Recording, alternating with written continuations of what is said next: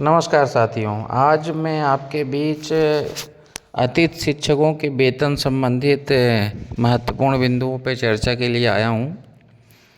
वर्तमान समय में जो पुराने अतिथि शिक्षक हैं उनको वेतन संबंधित संपूर्ण प्रक्रियाओं का ज्ञान है, बजट प्रक्रिया का ज्ञान है, लेकिन जो हमारे अतिथि शिक्षक साथी पहली, दूसरी काउंसलिंग, तीसरी काउंसलिंग में सेलेक्ट हुए हैं और ज़्यादातर अतिथि शिक्षक अक्टूबर एवं नवंबर महीने में ही ज्वाइन किए हैं, उनके वेतन संबंधी जिज्ञासाओं के सवालों को देखते हुए मैं कुछ संक्षिप्त जानकारियां आपको दूंगा। और इसका वेतन संबंधित एक वीडियो भी मैंने पूर्व में बनाया था कि किस ग्रेड में कितना वेतन मिलता है।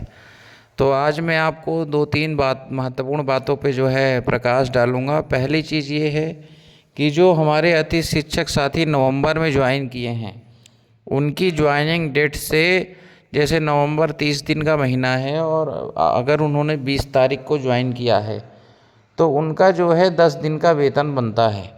अब 10 दिन के वेतन में उनका जो शाला प्रभारी ने वेतन पत्रक बना के और पोर्टल पर डाला है, वो भी मैंने उसका एक छोटा सा स्क्रीनशॉट भी लगाया है। जिनकी ज्वाइनिंग नवंबर में हुई, आप देख सकते हैं स्क्रीन पर।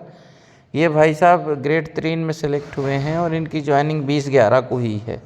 लॉन्ग टर्म में इनकी ज्वाइनिंग हुई है और इनका जो ज्वाइनिंग ईयर 2024 और जिस मंथ का वेतन तैयार किया गया है उसका नाम है नीचे नवंबर। एवं आप देखें तो अब्सेंट डेज में 20 लिखा हुआ है और टोटल डेज में 30 लिखा हुआ है।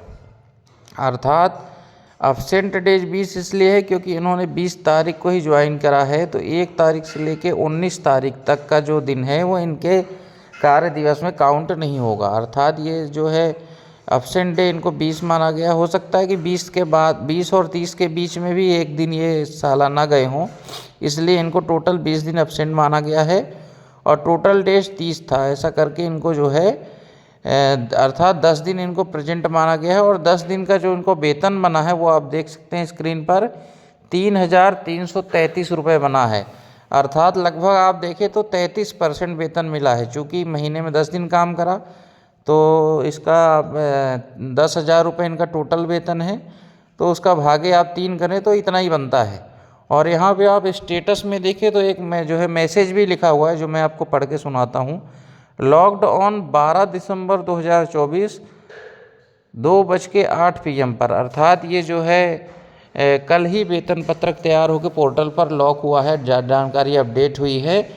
अब ये जो लॉक होने के बाद की प्रक्रिया क्या होती है उस पर भी मैं संक्षिप्त चर्चा करूँगा। अब जो साथियों का ऑनलाइन, पहले आप देख लें कि ये आपके व्यू माई स्टेटस में, जो स्कोर कार्ड में व्यू माई स्टेटस ऑप्शन आता है, उसमें ऐसा जो है आपको प्रोफाइल जनरेट होती है जिसमें मंथली पेमेंट डिटेल का ऑप्शन आता है, जिसमें वो डिटेल दिखती है। अगर आपकी डिटेल दिख रही है कि नहीं पहले ये आप बताएं। जो पुराने अतिथि शिक्षक साथी उनकी तो अपडेट निश्चित तौर पे दिख रही होगी, मंथ वाइज अपडेट आ जाती है, लेकिन जो नए लोग हैं वो ज़रूर चेक करें क्योंकि अनुभव प्रमाण पत्र वगैरह में आगे चल के इसका जो है बहुत महत्वपूर्ण योगदान है कि आपने कितने दिन, आपको वहाँ ऑनलाइन दिखता है कि कितना वेतन मिला, कितने दिन आपने किस सत्र में काम करा है, तो ये एक तरह से आपके रिकॉर्ड में भी काम आता है, इसलिए ये अपडेट होना चाहिए।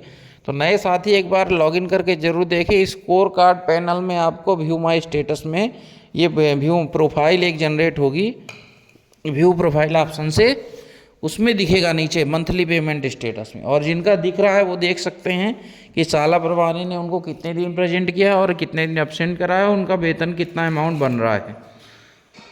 और उसके बाद वेतन मिलता कब है, तो वेतन शासन द्वारा इसके लिए समय समय पर बजट आवंटित किया जाता है। अभी हाल ही में 3 महीने का बजट मिला हुआ था जिसका वेतन अतिथि शिक्षकों को मिल चुका है।